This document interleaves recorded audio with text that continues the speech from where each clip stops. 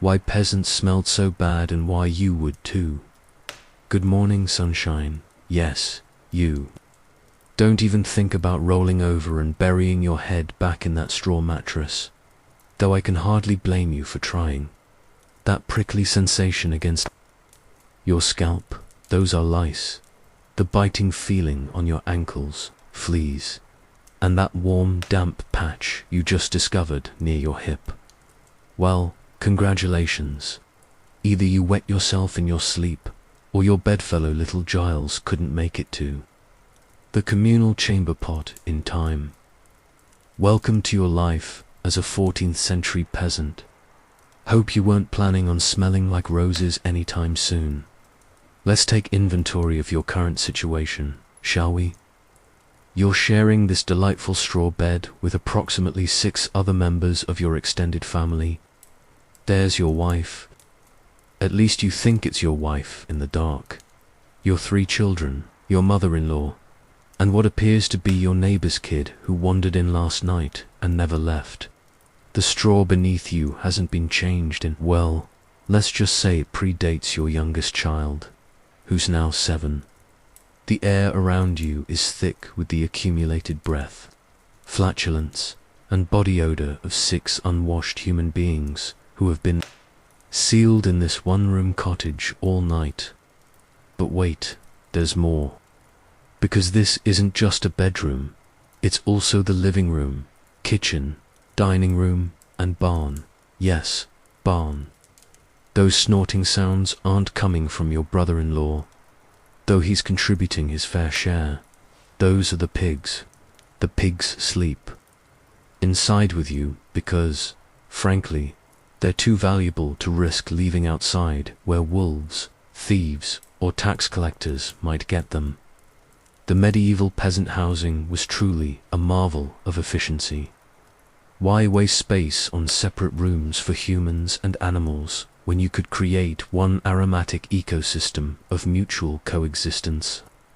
Your cottage is roughly 20 feet by 12 feet, about the size of a modern bedroom, and it houses 2 humans, 3 children, 1 elderly relative, 2 pigs, several chickens, and a goat.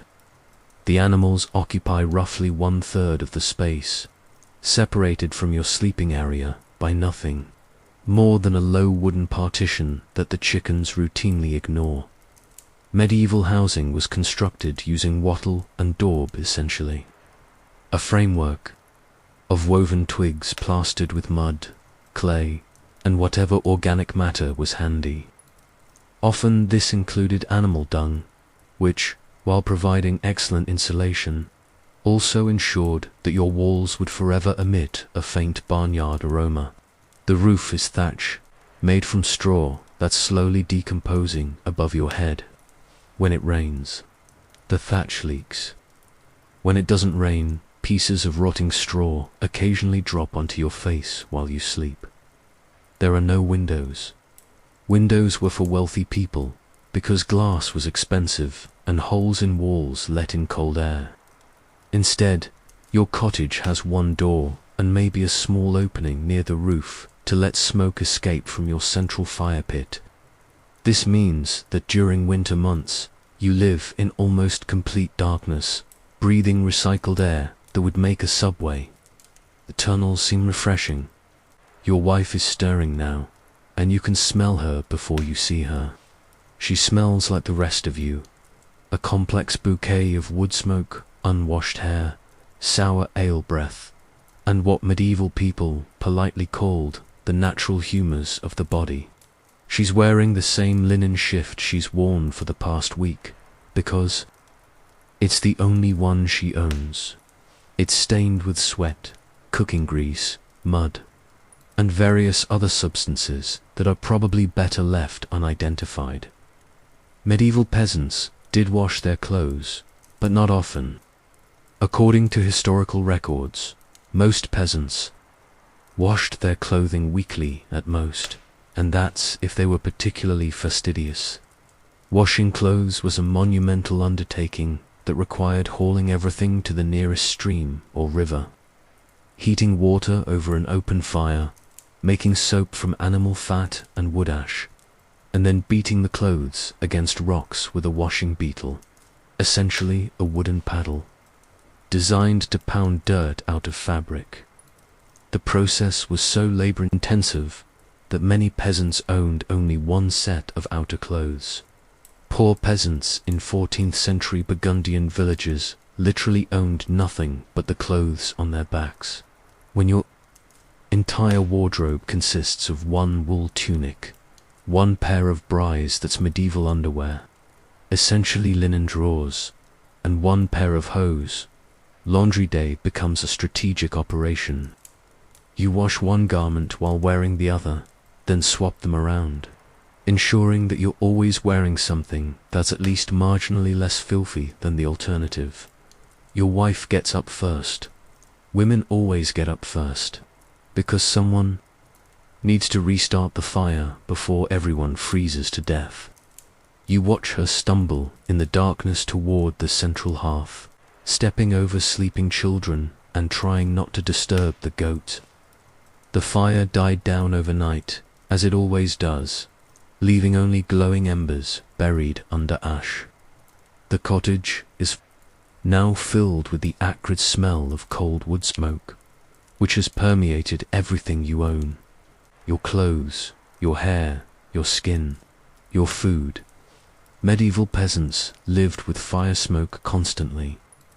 The central hearth had no chimney, just a hole in the roof that often got clogged with soot, bird nests, or debris.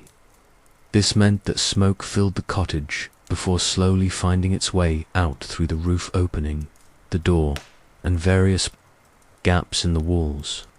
Everything in your home is coated with a fine layer of soot. Your skin has a greyish tinge that no amount of washing can completely remove. But here's the thing about smells. You adapt. What would make a modern person gag within minutes barely registers to you anymore. You've been breathing this air your entire life. The combination of human bodies, animal waste, rotting thatch, wood smoke, and decomposing food scraps is simply the smell of home. Like and subscribe if you've ever used your shirt as a towel, because that's essentially medieval hygiene in a nutshell. Your wife has managed to coax the fire back to life and is now preparing the morning meal, which consists of whatever grain. Porridge she can scrape together from yesterday's leftovers. The cooking pot is made of iron and probably hasn't been properly cleaned in months. Medieval peasants did wash their cooking vessels, but soap was precious and hot water required fuel, so they usually just gave everything a quick rinse and called it good enough. The smell of breakfast is already competing with all the other aromatic elements of your morning routine. The porridge has a slightly sour smell because the grain has been sitting around for weeks, slowly fermenting. The ale she's warming up, because drinking water is often unsafe, smells like yeast and has the consistency of thin gruel. Everything tastes slightly off, because everything is slightly off. Food preservation in the medieval period was an ongoing battle against rot, and rot was winning. The children are waking up now, adding their own special contributions to the morning atmosphere. Medieval children, like modern children, had absolutely no sense of appropriate bathroom timing. The youngest has obviously wet the straw during the night, again creating a lovely ammonia scent that mingles beautifully with everything else. The older children are scratching themselves vigorously because everyone has fleas. Fleas were simply a fact of life. The straw bedding, the woolen clothes, and the presence of animals made your cottage a flea paradise. Medieval people tried various methods to control them. They scattered herbs like pennyroyal and mint around their sleeping areas. They smoked their clothes over fires, and they engaged in the time-honored tradition of picking fleas off each other like a family of primates. But the fleas always won. Medieval medical texts describe lice as worms with feet. and suggest treating them by washing the hair with wine and vinegar. This was considered advanced medical care. Most peasants simply accepted that their heads would itch constantly and that their scalps would be home to colonies of parasites. Time to get dressed. Though getting dressed is a generous description of the process. You're already wearing most of your clothes, your linen shift and brise, because sleeping naked in a medieval cottage was a fast way to freeze to death. Now you add your wool tunic, which is stiff with dirt and grease, and your hose, which are essentially long wool stockings that you tie to your belt. Your clothes serve multiple functions beyond covering your body. They're also your towels, your napkins, your handkerchiefs, and occasionally your toilet paper. Medieval people didn't carry around separate pieces of cloth for different purposes. Cloth was too valuable, so when you need to wipe your nose, you use your sleeve. When you need to dry your hands, you use your tunic. When you're working in the fields and need to wipe sweat from your face, you use whatever piece of clothing is most convenient. This multi-purpose approach to clothing meant that your garments accumulated layers of human secretions over time: snot, sweat, saliva, tears, and worse, all found their way into the fabric and stayed there until the next washing day, which, as we've established, wasn't going to be any time soon. Medieval peasants did understand the concept of cleanliness. They just had a very different relationship with it than we do. They washed their hands and faces every morning using a basin of cold water because this was considered basic hygiene. They washed their hands before and after meals because eating with dirty hands was considered disgusting even by medieval standards. They cleaned their teeth by rubbing them with linen scraps or rough twigs. But full body bathing was rare. Most peasants bathed maybe once a week, usually on Saturday, hence Saturday bath. And they shared the same bath water with their entire family. The head of household went first, followed by the wife, then the children in order of age. By the time the youngest child got their turn, the water was grey, lukewarm, and contained enough accumulated grime to fertilize a small garden. Medieval soap existed, but it was a luxury item. Peasants made their own soap by combining animal fat tallow with wood ash that contained lye. The resulting product was harsh, caustic, and would strip the skin raw if used too frequently. Many people preferred to wash with just water, using friction and rough cloth. To remove the worst of the dirt, your morning ablutions consist of splashing some cold water on your face and hands from a wooden basin. The water has been sitting there since yesterday and has developed a slight film on top. You give your teeth a quick rub with a piece of cloth, spit into the straw on the floor, and call yourself clean. Your wife performs the same ritual, and then it's time to tackle the day's most urgent priority: keeping everyone from dying of starvation. This means feeding the animals, checking the vegetable garden, and figuring out what's for breakfast beyond the thin porridge that's already bubbling over the fire. The animals need to be let out of the cottage and fed.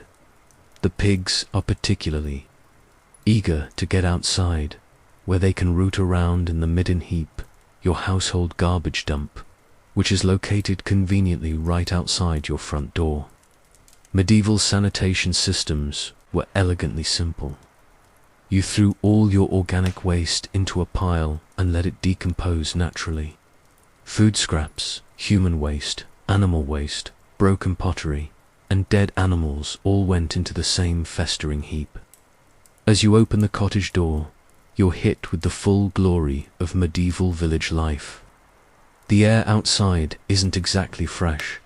It's thick with the smell of multiple midden heaps, the communal privy, wood smoke from dozens of cottages, and the accumulated odor of hundreds of unwashed humans going about their daily business. Medieval villages were aromatic ecosystems unto themselves. Every cottage had its own midden heap. The village shared a communal latrine, basically a long wooden bench with holes in it, positioned over a deep pit. Human waste disposal was a constant challenge. In urban areas, people used chamber pots and threw the contents out their windows into the streets, often with a shouted warning of gardilu, from the French guard RLO, meaning watch out for the water. Closing parenthesis. In rural areas, like your village, waste management was slightly more sophisticated. The communal latrine was positioned downwind from the main residential area, and the waste was periodically collected and used as fertilizer. But the smell was always there, wafting across the village on every breeze. As you step outside, your feet immediately sink into the mud that serves as your village's main thoroughfare. Medieval villages weren't exactly paved paradises. The ground was either dust in summer or mud the rest of the year, mixed with animal droppings, food scraps, and whatever else people had dropped or thrown out. Your morning routine now takes you to the animal pens, where you need to feed your livestock and check that nobody stole them during the night. The smell here is magnificently agricultural: pig manure, chicken droppings, goat urine, and the general musk of animals living in close quarters with minimal sanitation. Medieval peasants lived intimately with their animals because their animals represented their only wealth. A pig was worth roughly 2 months' wages. A cow was worth a year's income. So you kept them close, you knew them personally, and you certainly smelled like them. The pigs are particularly aromatic because pigs, despite their reputation, are actually quite clean animals when given the choice. But when you keep them in a small pen filled with their own waste, they become living embodiments of the medieval approach to sanitation, functional but not exactly pleasant. Your daily routine is intimately connected to these animals and their various biological processes. You collect eggs from chickens whose nests are caked with droppings. You milk the goat while standing in a puddle of questionable origin. You slop the pigs with kitchen scraps that are already beginning to ferment in the wooden bucket.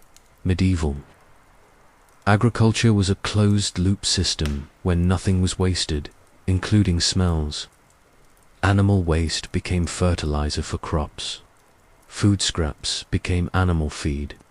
Even human waste was often collected and used in the gardens. Everything was recycled, reused, and repurposed in an endless cycle of decomposition and renewal. The concept of throwing things away didn't really exist because there was no away. Everything stayed right there in the village, slowly breaking down and contributing to the general atmospheric character of medieval life. After tending to the animals, it's time to head to the fields for your real work.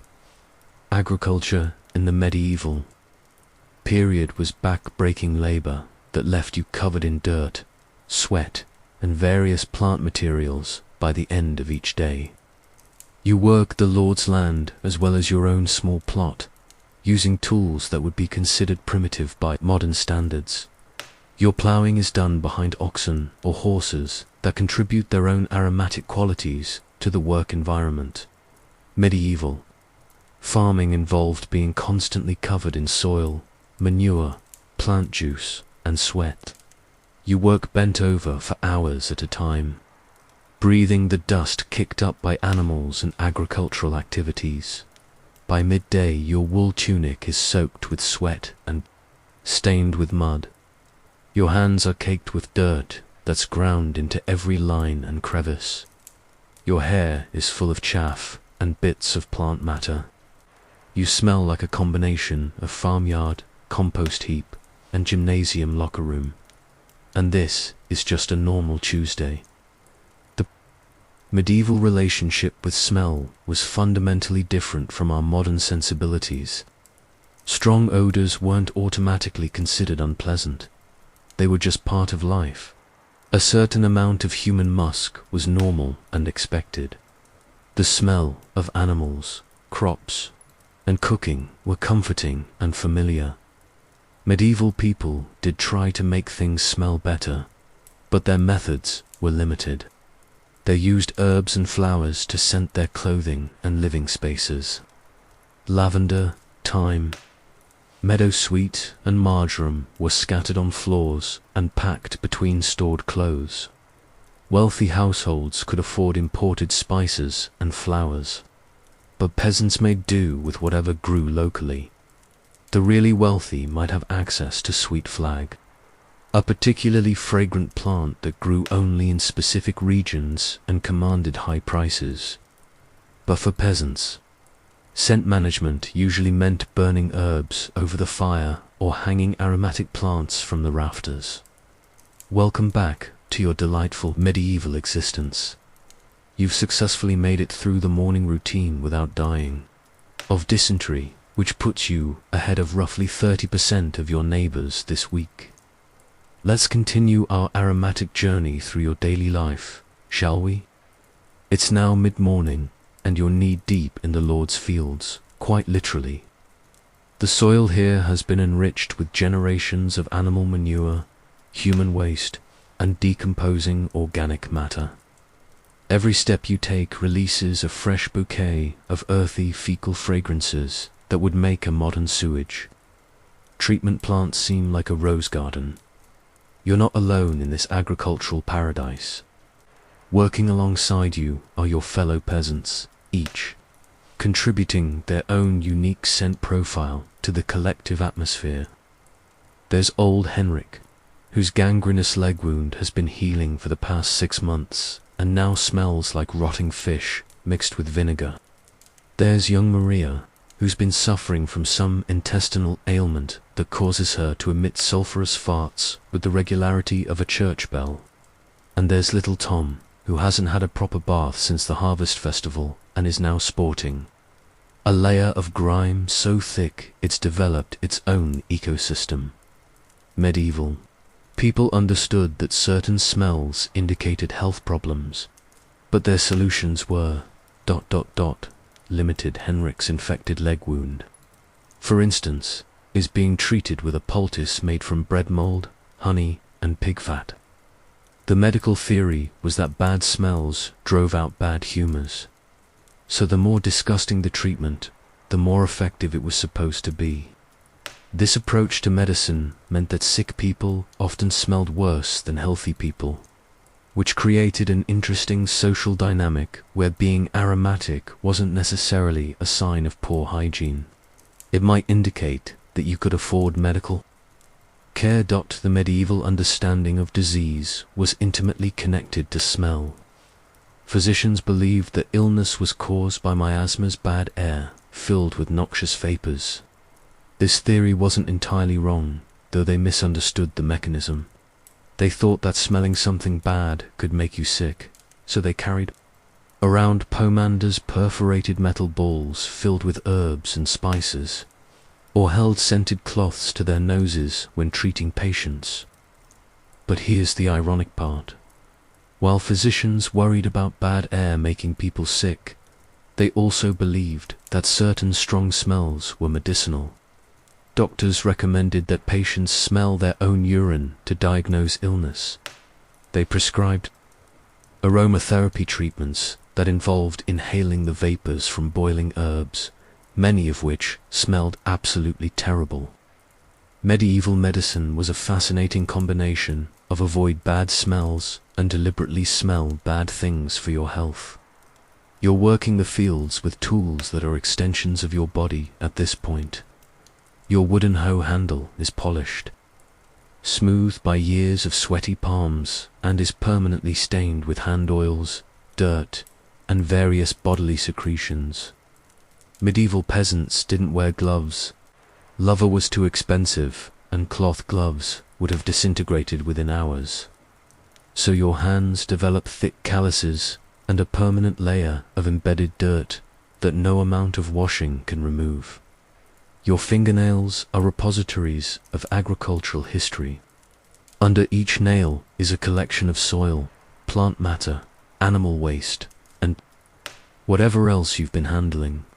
Medieval people did clean their fingernails, but their tools were basically pointed sticks or small knives. The concept of nail care was more about removing painful chunks of embedded debris than achieving anything resembling cleanliness. The sun is getting higher now, and you're starting to sweat in earnest.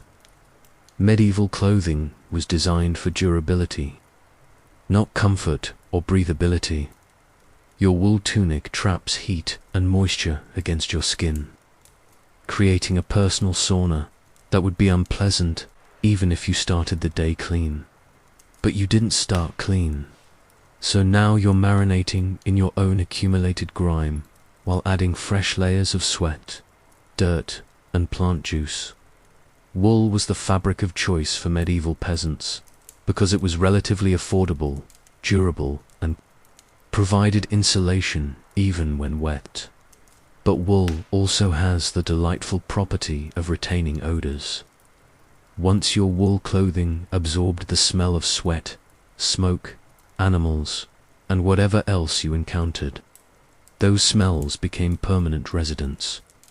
Washing helped, but wool couldn't be cleaned as thoroughly as linen without destroying the fabric. The really wealthy wore linen undergarments beneath their wool outer clothes. Linen could be boiled, beaten, and scrubbed without falling apart, so it could be kept relatively clean. But linen was expensive, and most peasants couldn't afford enough of it to have clean undergarments. So you're wearing wool directly against your skin, which means every drop of sweat, every dead skin cell, and every bodily secretion is being absorbed into fabric that won't be properly cleaned for weeks. Medieval people tried to manage this situation by changing their linen undergarments when they had them. The wealthy might change their linen daily, which was considered the height of cleanliness. The middle class might manage clean linen once or twice a week. Peasants were lucky to own one spare piece of linen, which meant that changing clothes involved washing one garment while wearing the other, then switching them around. This brings us to one of the great mysteries of medieval hygiene. How did people manage their undergarments during menstruation? The answer is both ingenious and revolting. Women used strips of linen or wool as makeshift sanitary pads, which they washed and reused. But washing required time, water, fuel for heating, and soapal resources that were often in short supply. So women often made do with whatever fabric they could spare, which meant that menstrual management was another aromatic challenge in an already fragrant existence. Medieval people were surprisingly knowledgeable about certain aspects of reproductive health, but their solutions were limited by available resources. Women knew that cleanliness during menstruation was important for preventing infection, but they had to balance this knowledge against the practical realities of medieval life: limited clothing, scarce water, expensive soap, and the constant demands of agricultural work. The midday meal is approaching, which means it's time to take a break from agricultural aromatherapy and move on to culinary adventures. Medieval peasant food was designed for survival, not pleasure, and the cooking methods ensured that everything had a distinctive, smoky, slightly burned flavor that modern people would find challenging. Your wife has been preparing the meal over the open fire, which means she's now coated with a fresh layer of wood smoke and cooking grease. Medieval cooking was done entirely over open flames, with no temperature control beyond moving pots closer to or farther from the fire. This resulted in food that was often charred on the outside and undercooked on the inside, with a persistent smoky flavor that permeated everything. The main course is pottage, essentially a thick stew made from whatever grains, vegetables, and scraps of meat you can afford. The pot used for cooking has been simmering over the fire for days, with new ingredients added as they become available. This continuous cooking method meant that pottage was always slightly fermented, giving it a tangy alcoholic flavor that you've learned to ignore. Medieval food preservation relied heavily on salt, smoke, and fermentational processes that created strong flavors and aromas. Your meat has been preserved in salt brine that makes it taste like the ocean mixed with a barnyard. Your vegetables have been pickled in solutions that would strip paint. Your bread is made from grain that's been stored for months and has developed a moldy, yeasty flavor that's considered normal. But here's the thing about medieval eating. You don't just taste your food, you experience it with your entire body. Eating requires getting up close and personal with your meal, because cutlery is rare and expensive. Most peasants own maybe one knife, which is used for cutting, eating, and various other tasks throughout the day. So you eat with your hands, which means that every meal becomes a full contact culinary experience. You tear bread with your fingers, scoop stew with pieces of bread, and pick meat off bones with your hands. By the end of the meal, your fingers are coated with grease, your sleeves are stained with food, and you've absorbed the smell of your lunch into your clothing and hair. Medieval table manners did exist, etiquette guides warned people not to wipe their noses on their sleeves during meals and advised washing hands before and after eating, but the basic mechanics of medieval dining ensured that everyone smelled like their last meal. The ale that accompanies your meal deserves special mention. Medieval ale was thick, yeasty, and slightly alcoholic, with the consistency of thin oatmeal and the flavor of bread that's been left out in the rain. It was safer than water in many areas, but it also meant that everyone was slightly drunk most of the time and smelled like a brewery. Medieval brewing was done by women in their homes, using whatever grains were available and relying on wild yeasts for fermentation. The result was a beverage that varied wildly in strength, flavor, and quality. Some batches were barely alcoholic, others could knock you unconscious. All of them had a distinctive yeasty, slightly sour smell that clung to your breath and clothing. Children drank ale too, because it was often safer than water and provided necessary calories. So even the youngest members of medieval society smelled like they'd been on a 3-day bender, which probably explains a lot about medieval behavior. Patterns after the meal. It's time to address one of the more pressing biological needs that medieval people faced: elimination. The medieval approach to toilet facilities was elegantly simple and horrifyingly unsanitary by modern standards. If you're lucky, your village has a communal latrina, long wooden bench with holes cut in it, positioned over a deep pit. If you're unlucky, you make do with a chamber pot or simply find a private spot behind a building. Either way, the medieval toilet experience was an adventure in sensory overload.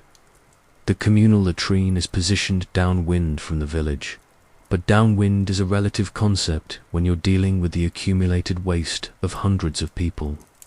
The smell is indescribably mixture of human excrement, urine, decomposing organic matter, and whatever herbs people have thrown down there in a futile attempt to improve the situation. Medieval people used whatever was available for toilet paper, hay, grass, moss, leaves, or strips of fabric. The wealthy might use pieces of linen, but most peasants made do with whatever plant matter was handy. This meant that personal hygiene after elimination was a matter of doing your best with inadequate tools and hoping for the best. The medieval understanding of sanitation was surprisingly sophisticated in some ways and completely absent in others. People knew that human waste was dangerous and tried to keep it away from water sources and food preparation areas.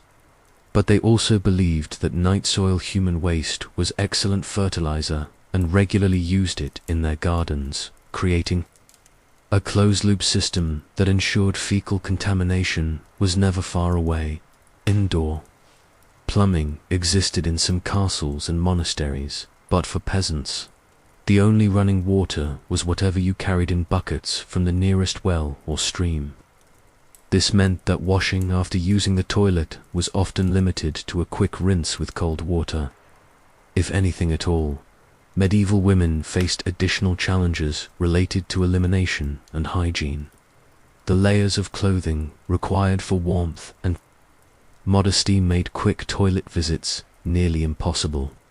Long skirts, multiple underskirts, and complicated lacing meant that answering nature's call was a complex engineering project that required planning and assistance. The afternoon brings new aromatic adventures as you return to agricultural work.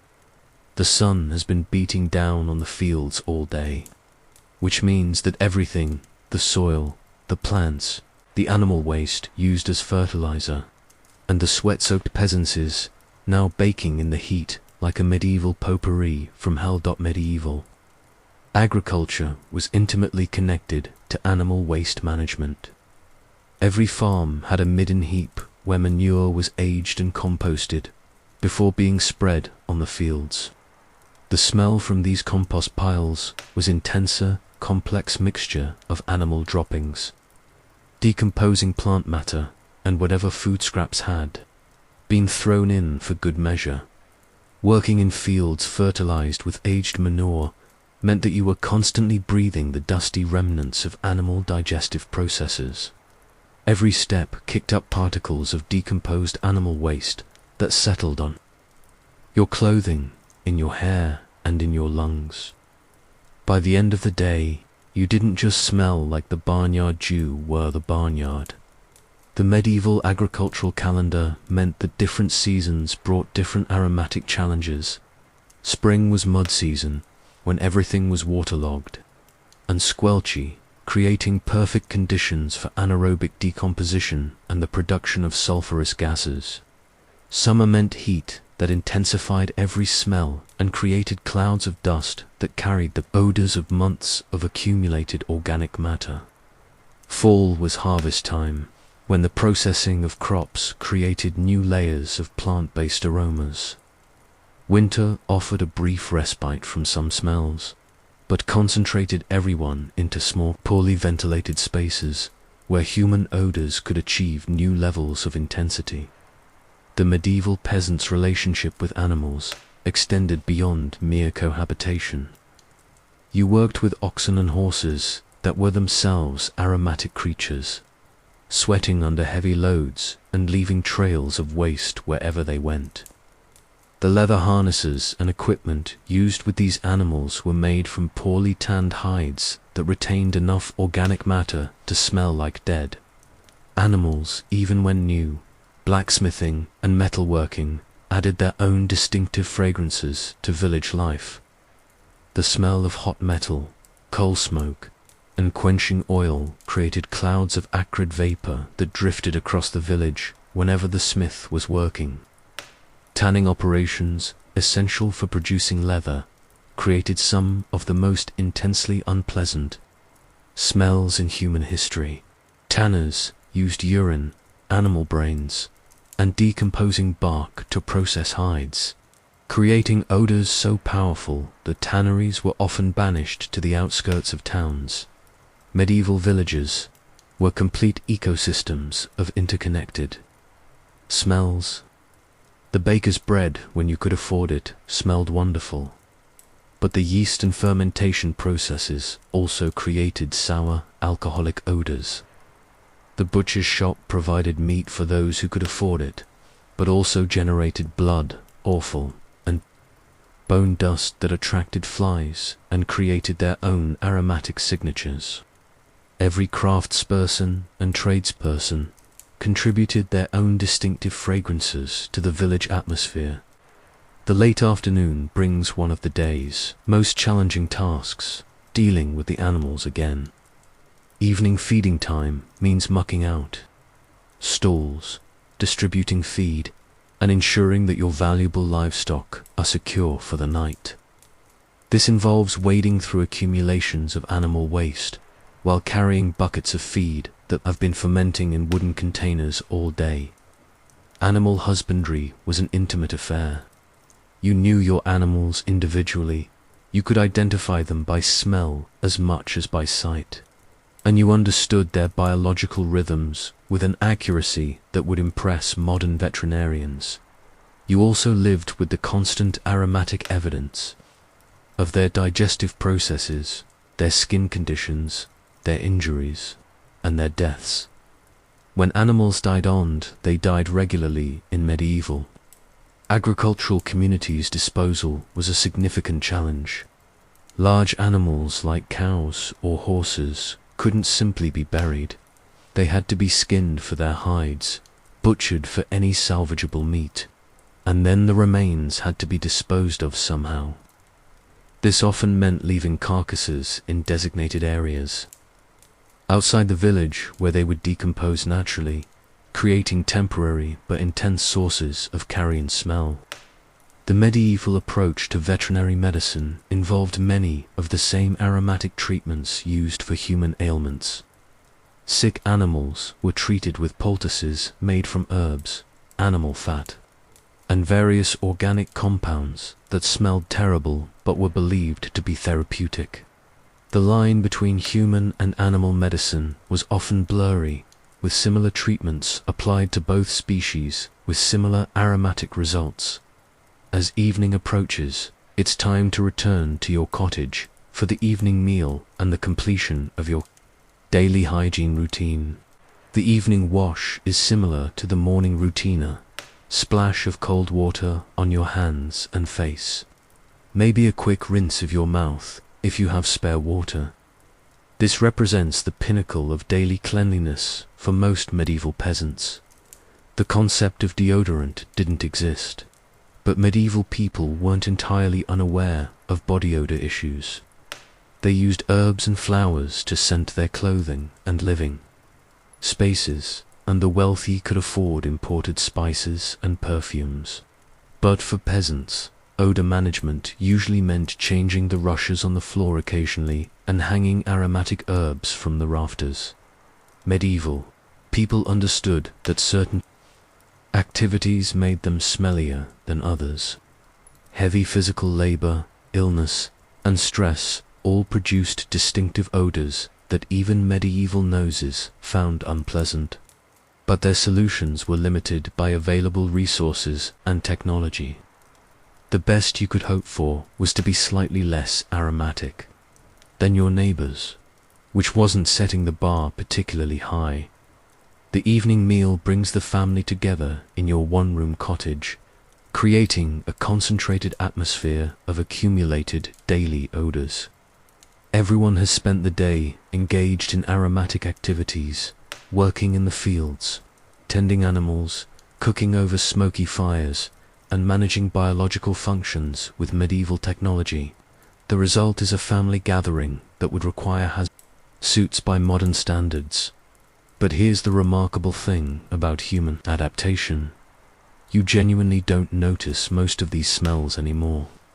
Your olfactory system has adapted to filter out the constant background aromas of medieval life, leaving you sensitive only to new or particularly intense odors. This is why medieval people could function normally in environments that would incapacitate modern visitors within minutes. As night falls and the family prepares for sleep, the cycle is ready to begin again. You'll remove your outer clothing, but keep your undergarments on for warmth. Climb into the straw bed with your extended family and the resident livestock, and spend the night marinating in the collective odors of medieval domestic life. Tomorrow will bring the same routine. Wake up in the aromatic straw, perform minimal ablutions with cold water, dress in clothes that haven't been properly cleaned in weeks, Eat food that tastes like smoke and fermentation, work in fields fertilized with animal waste, and return home to repeat the cycle. The medieval peasant's relationship with smell was fundamentally different from our modern experience. Strong odors weren't automatically unpleasant, they were informational. The smell of your animals told you about their health. The smell of your food told you whether it was safe to eat. The smell of your neighbors told you who had been working, where and what they had been doing. In a world without deodorant, perfume, or daily bathing, personal scent was as much a part of your identity as your appearance. People recognized each other by smell as much as by sight, and the complex bouquet of odors that surrounded each person told a story about their life, their work, their health, and their social status. Welcome to the final chapter of your aromatic medieval existence. You survived the morning routine, endured a full day of agricultural aromatherapy, and somehow made it through dinner without contracting dysentery. Congratulations, you're officially more resilient than half the population of 14th century Europe.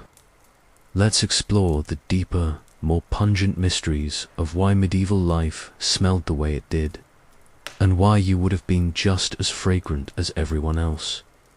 The truth about medieval hygiene isn't just about the absence of modern conveniences, about an entirely different relationship between humans and their environment. You live in a world where the boundary between your body and the natural world is porous, fluid, and constantly negotiated through smell, touch, and intimate contact, with organic matter in various stages of decomposition. Consider the seasonal variations in your aromatic experience. Winter brings its own special challenges that go beyond simple cold weather. Your cottage becomes a sealed ecosystem where the smells of 6 humans, multiple animals, cooking food, wood smoke, and decomposing organic matter concentrate into an atmospheric soup that would make a Victorian-era factory seem fresh and airy medieval winter. Hygiene was particularly challenging because cold weather made water scarce and precious. The well might freeze, streams could become inaccessible, and heating water required fuel that was needed for cooking and basic warmth. So winter baths became even rarer, and people wore the same clothes for months at a time, adding layer upon layer of accumulated grime, sweat, and whatever else they encountered. The medieval solution to winter hygiene was essentially to hibernate. Like bears, people minimized their exposure to cold by staying indoors as much as possible, wearing multiple layers of clothing that weren't removed for weeks, and accepting that basic cleanliness was a luxury they couldn't afford when survival was at stake. Your winter clothing strategy involves wearing everything you own simultaneously. Multiple layers of wool and linen, wrapped and re-wrapped to trap body heat, create a personal microclimate that becomes increasingly aromatic as the season progresses. By February, your clothing has achieved a state of equilibrium where it's simultaneously frozen on the outside and fermented on the inside. Medieval people understood that excessive exposure to cold could kill them, so they prioritized warmth over cleanliness during winter months. This meant accepting that everyone would smell progressively worse as winter continued, reaching peak aromatic intensity just before spring cleaning became possible again. Spring brought its own aromatic renaissance. The first warm days of the year triggered village-wide cleaning frenzies as people aired out their homes, washed their winter clothing, and attempted to restore some semblance of hygiene after months of aromatic accumulation. Medieval spring cleaning wasn't just about tidiness, it was about survival and the restoration of basic human dignity. But spring also brought new challenges. Melting snow and spring rains turned every village path into a river of mud mixed with months of accumulated animal waste, garbage, and human refuse. Spring mud wasn't just dirt, it was a complex slurry of organic matter that had been frozen all winter and was now decomposing with enthusiastic vigor. Medieval medical theory added another layer of complexity to the hygiene puzzle. Physicians believed that the human body was governed by four humours: blood, phlegm, yellow bile, and black biland, that health depended on maintaining the proper balance between these substances. This theory had profound implications for how people understood cleanliness and body odour. According to medieval medical thinking, certain smells indicated humoral imbalances that required treatment. Sweet-smelling breath might indicate excess, blood that needed to be reduced through bloodletting. Sour body odor suggested problems with phlegm that required purging. The smell of your urine could diagnose everything from kidney problems to demonic possession. Medieval physicians prescribed treatments that often made patients smell worse before they smelled better. Bloodletting left people smelling like iron and copper. Purging treatments produced various intestinal aromas. Poultices and ointments made from animal fat, herbs, and mysterious organic compounds created their own distinctive fragrances that marked sick people as clearly as any visible symptom. The medieval approach to dental hygiene deserves special attention because it represents one of the most aromatic aspects of daily life. Medieval people did clean their teeth, but their methods were limited and often counterproductive. Tooth cleaning involved rubbing the teeth with rough cloth, using pointed sticks to remove food particles, and occasionally applying abrasive powders made from ground bone or pumice. Medieval dental problems were extensive and painful. Without sugar, tooth decay was less common than it would become in later centuries. But without proper cleaning techniques, gum disease was endemic. Infected teeth and abscessed gums created breath odors that could clear a room even by medieval standards. The medieval solution to serious dental problems was extraction, performed without anesthesia by people who were often more butcher than surgeon. The aftermath of medieval dental surgery involved bleeding, infection, and the kind of mouth odors that made normal bad breath seem pleasant by comparison. Religious beliefs about cleanliness created fascinating contradictions in medieval hygiene practices. The Catholic Church officially supported cleanliness as a virtue, but it also promoted ascetic practices that involved deliberately embracing filth as a form of spiritual discipline. Medieval saints were often distinguished by their rejection of basic hygiene. Thomas Becket's hair shirt was found to be so thoroughly infested with lice that the insects fell from his body like grain from a sack when he was undressed for burial. Saint Catherine of Siena reportedly drank pus from infected wounds as an act of devotion. These extreme examples of holy filth created a complex relationship between cleanliness and spirituality that influenced how ordinary people thought about hygiene.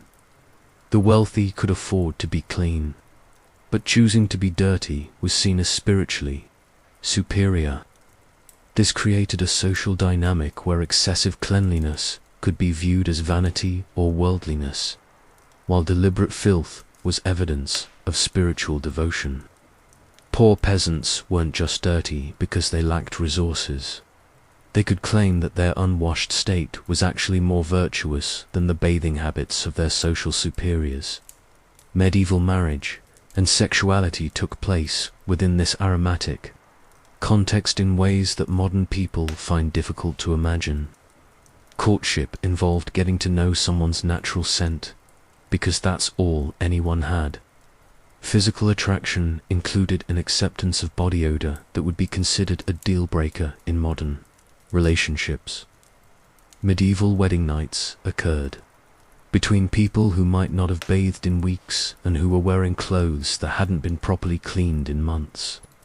Marital intimacy required a tolerance for human musk that was simply part of adult life. People fell in love, had satisfying sexual relationships, and raised families together while smelling like they'd been living in a barn for months at a time. Medieval pregnancy and childbirth added new dimensions to the aromatic experience. Pregnant women dealt with morning sickness, digestive issues, and physical discomfort while maintaining the same limited hygiene routines as everyone else. Childbirth took place in rooms heated by smoky fires, attended by midwives who hadn't washed their hands with anything more sophisticated than cold water, using medical techniques that often made situations smellier rather than cleaner. Medieval childcare involved cloth diapers that were washed infrequently and dried slowly, creating household aromatics that would challenge even the most devoted modern parent. Babies were swaddled in layers of cloth that weren't changed for days at a time, creating concentrated packages of infant waste that contributed their own special fragrances to family life. The medieval understanding of childhood included an acceptance that children would be aromatic creatures who required minimal hygiene maintenance. Children were expected to be dirty, smelly, and generally objectionable until they were old enough to take care of themselves. This practical approach to child rearing meant that medieval families functioned with aromatic backgrounds that would require professional intervention by modern standards. Medieval death and dying created some of the most intense aromatic challenges that communities faced. People died at home, surrounded by family, in beds that had been accumulating organic matter for years.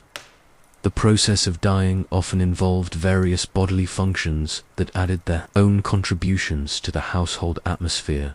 Medieval corpse preparation was handled by family members who washed the body with cold water and dressed it in the cleanest available clothing before burial. Bodies weren't embalmed, so decomposition began immediately, especially during warm weather. Medieval funerals were aromatic events that required significant community tolerance for the smells of death and decay. Medieval cemeteries were located within village boundaries, often surrounding the parish church, which meant that communities lived in close proximity to decomposing human remains.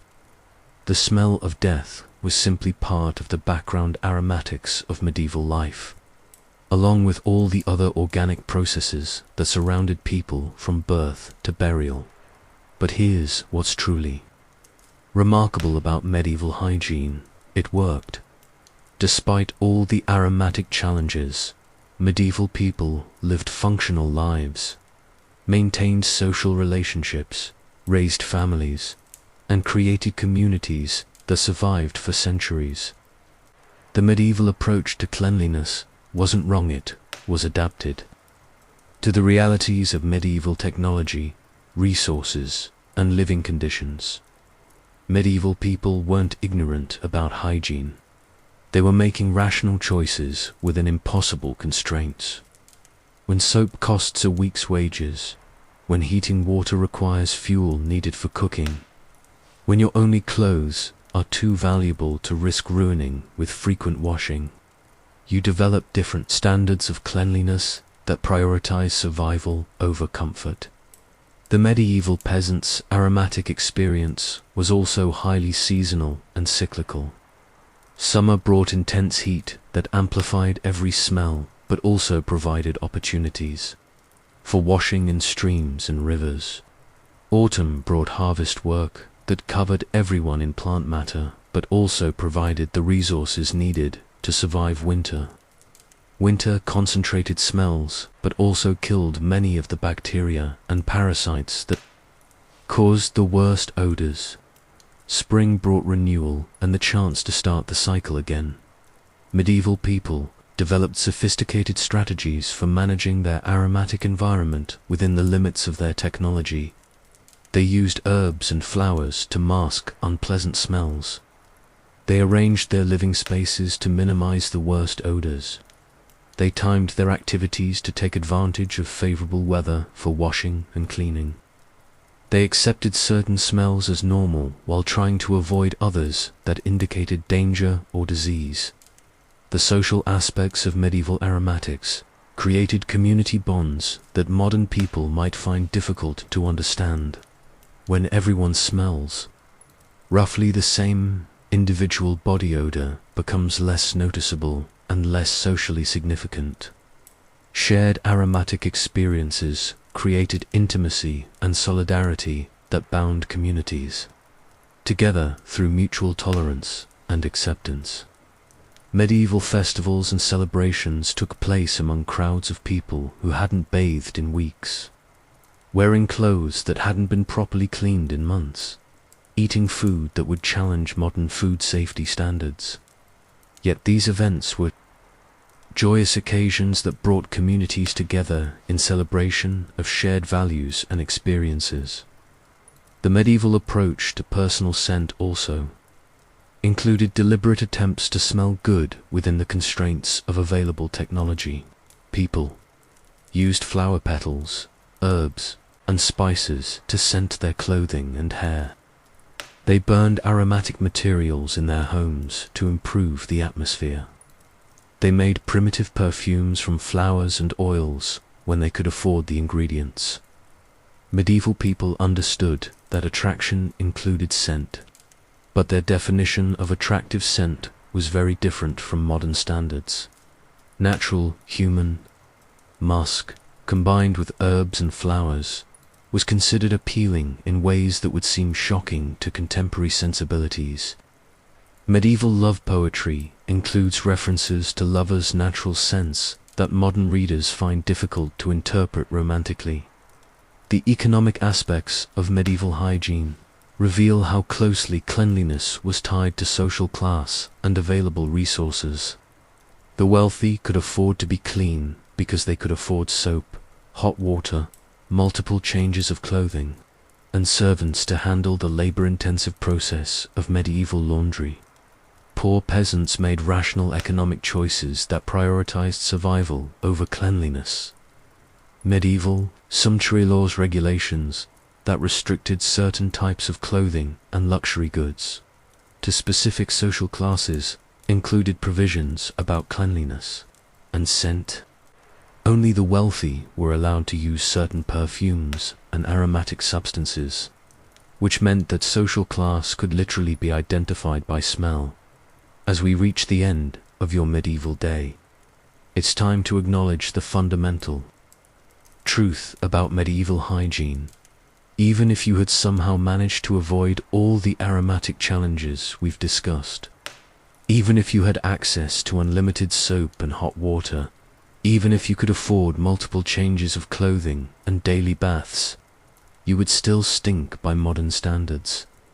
The medieval environment was so thoroughly saturated with organic smells that avoiding them was impossible. The air itself was different thick with wood smoke, animal waste, decomposing organic matter, and the collective exhalations of communities that lived in intimate contact with agricultural and biological processes. Your food would make you smell different because medieval agriculture and food preservation relied on fermentation, smoking, and salt curing that affected body chemistry in ways that modern diets don't. Your work would make you smell different because medieval labor involved direct contact with soil, animals, and organic matter in ways that modern work rarely requires. Even your thoughts about cleanliness would be different because the medieval understanding of the relationship between humans and their environment accepted intimate contact with organic processes that modern people find disgusting. You wouldn't just smell like a medieval peasant, you would think like one, which means you would have different ideas about what smells were acceptable, desirable, or problematic. The final irony of medieval hygiene is that the people who achieved the highest standards of cleanliness, wealthy aristocrats who could afford daily baths, frequent clothes changes, and expensive perfumes were often the most concerned about their body odor precisely because they had the luxury of worrying about such things. Poor peasants who were genuinely aromatic often had more pressing concerns, like not dying of starvation or disease. So here's your grim chuckle for the evening. Even if you had survived the mud, disease, church, taxes, feudal obligations, periodic warfare, plague, outbreaks, and all the other challenges of medieval life, you would still have smelled like a combination of barnyard, wood smoke, and fermented organic matter, even if you had been the cleanest, most hygiene-conscious peasant in the history of medieval Europe. Even if you had somehow achieved modern standards of personal cleanliness within a medieval context, you would still have reeked by contemporary standards, because the entire medieval world was aromatic in ways that modern people can barely imagine. Your medieval existence would have been one long aromatic adventure in which smell was information, cleanliness was luxury, and the ability to tolerate intense organic odors was a basic survival skill. You would have lived intimately with the smells of life, death, work, food, animals, and human bodies in ways that shaped your understanding of yourself and your place in the world. And you know what? You would have been fine with it, because when everyone smells the same, when aromatic tolerance is a community value, when survival depends on practical choices rather than aesthetic preferences, the medieval approach to hygiene makes perfect sense. Like and subscribe if you've ever complained about your job, your commute, or your living conditions. Because whatever challenges you face in your modern life, at least you don't have to share a straw bed with 6 other people, 2 pigs, and a goat, while breathing air thick with wood smoke and the accumulated organic exhalations of an entire medieval village. Your medieval ancestors weren't dirty because they were ignorant or lazy. They were making rational choices within impossible constraints. They created functional communities, raised families, and maintained human dignity while smelling like they'd been living in a barn for months at a time. So the next time you take a hot shower, use deodorant, or change into clean clothes, take a moment to appreciate the incredible luxury of modern hygiene. Because if you had been born 700 years ago, you would have been just as aromatic as everyone else, and you would have considered it perfectly normal after all. In a world where everyone stinks, nobody really does. Thanks for joining us on this aromatic journey through medieval peasant life. If you enjoyed learning about why historical people smelled the way they did, there are plenty more fragrant historical topics we could explore. But maybe take a shower first. All this talk about medieval hygiene is probably making you feel like you need one.